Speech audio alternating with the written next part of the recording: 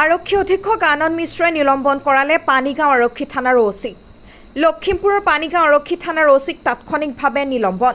কঠোৰ হৈছে লখিমপুৰৰ এছপি আনন্দ মিশ্ৰ। উৎকোচ লৈ এজন এছআই ধৰা পৰাৰ পিছতে তৎপৰ এতিয়া আনন্দ মিশ্ৰ। পানীগাঁও থানাৰ ভাৰপ্ৰাপ্ত বিষয়া উৎপল বৰুৱাক নিলম্বন। থানাখনৰ সকলো আৰক্ষী বিষয়া কৰ্মচাৰীক তৎকালীনভাৱে বদলি। গোচৰ মীমাংসাৰ নামত এছআই মেৰাফত আলীয়ে উৎকোচ লৈ দুৰ্নীতি নিবাৰক শাখাৰ জালত পৰিছিল। তাৰ পিছতে এছপি আনন্দ মিশ্ৰৰ এই কঠোৰ পদক্ষেপ। বৰ্তমানেও দুৰ্নীতি নিবাৰক শাখাৰ দলে এছআই মেৰাফত আলীক সোধা পোছা অব্যাহত ৰাখিছে। মাটি বাৰী আৰু মাৰপিট সংক্ৰান্তীয় এটা গোচৰত এছআই মেৰাফতে দাবী কৰিছিল ৫,০০০ টকা।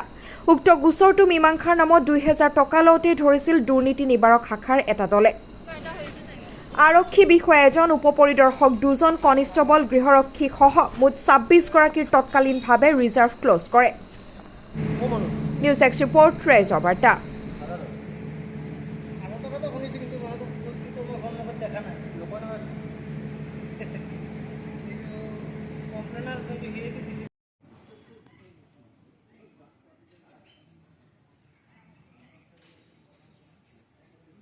ব্যবস্থা কৰো।